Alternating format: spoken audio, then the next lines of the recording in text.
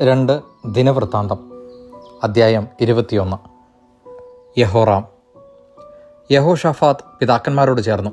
അവരോടുകൂടെ ദാവീദിൻ്റെ നഗരത്തിൽ സംസ്കരിക്കപ്പെട്ടു. മകൻ യഹോറാം രാജ്യഭാരം ഏറ്റു.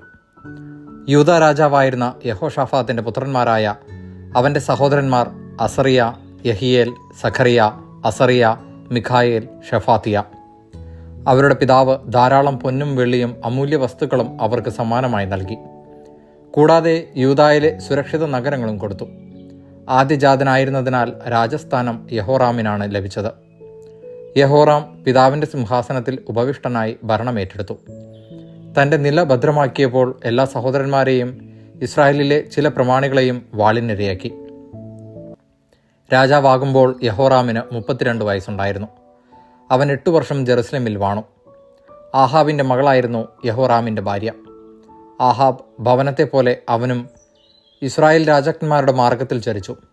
അവൻ കർത്താവിൻ്റെ മുമ്പിൽ തിന്മ പ്രവർത്തിച്ചു.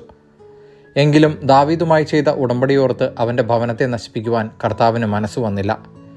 ദാവീദിൻ്റെ ഭവനത്തിൽ ദീപം അണഞ്ഞു പോകുകയില്ലെന്ന് അവിടുന്ന് വാഗ്ദാനം ചെയ്തിട്ടുണ്ടായിരുന്നല്ലോ.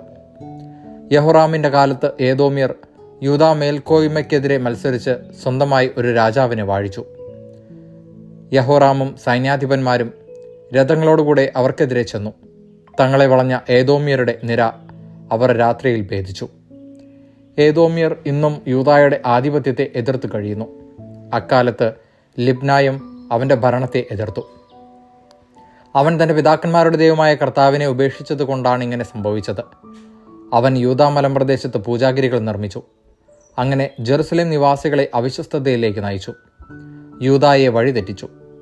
ഏലിയ പ്രവാചകന്റെ ഒരു കത്ത് അവന് ലഭിച്ചു. അതിൽ ഇങ്ങനെ എഴുതിയിരുന്നു: നിന്റെ പിതാവായ ദാവീദിന്റെ ദൈവമായ കർത്താവ് അരുളി ചെയ്യുന്നു, നീ നിന്റെ പിതാവായ യഹോഷാഫാത്തിൻ്റെയോ യൂദാ രാജാവായ ആസായുടെയോ മാതൃക പിൻചെന്നില്ല.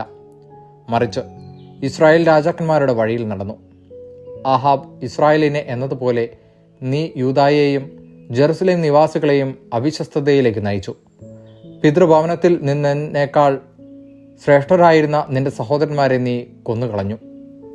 ഇതാ, കർത്താവ് നിന്റെ ജനത്തിൻ്റെയും നിന്റെ മക്കളുടെയും ഭാര്യമാരുടെയും വസ്തുവകകളുടെ മേൽ മഹാമാരി വരുത്തും. നിനക്ക് കുടലിൽ ഒരു കഠിനരോഗമുണ്ടാകും. അത് അനുദിനം വർദ്ധിച്ച് കുടൽ പുറത്തു വരും. ഏത്യോപ്യരുടെ സമീപത്ത് വസിച്ചിരുന്ന ഫിലിസ്ത്യരിലും അറബികളിലും കർത്താവ് യഹോറാമിനെതിരെ ശത്രുത ഉളവാക്കി. അവർ യൂദായെ ആക്രമിച്ചു. രാജകൊട്ടാരത്തിൽ കണ്ടതെല്ലാം അവർ കൈവശമാക്കി. രാജാവിൻ്റെ ഭാര്യമാരെയും മക്കളെയും തടവുകാരാക്കി. ഇളയ പുത്രനായ യഹോവാഹാസല്ലാതെ ആരും അവശേഷിച്ചില്ല. ഇതിനുശേഷം കർത്താവ് അവൻ്റെ കുടലിൽ ഒരു തീരാവ്യാധി വരുത്തി. 2 വർഷം കഴിഞ്ഞ് രോഗം മൂർച്ഛിച്ച് കുടൽ പുറത്തു വന്നു. കഠിനവേദനയിൽ അവൻ മരിച്ചു. അവൻ്റെ പിതാക്കന്മാർക്കു വേണ്ടി നടത്തിയതുപോലെ ജനം തീക്കുന കൂട്ടി അവനെ ബഹുമാനിച്ചില്ല. ഭരണമേൽക്കുമ്പോൾ അവന് 32 വയസ്സുണ്ടായിരുന്നു. 8 വർഷം ജെറുസലേമിൽ വാണു. അവൻ്റെ വേർപാടിൽ ആരും ദുഃഖിച്ചില്ല. അവനെ ദാവീദിൻ്റെ നഗരത്തിലാണ് സംസ്കരിച്ചതെങ്കിലും രാജാക്കന്മാരുടെ കല്ലറയിലല്ല. ദൈവവചനമാണ് നാം കേട്ടത്.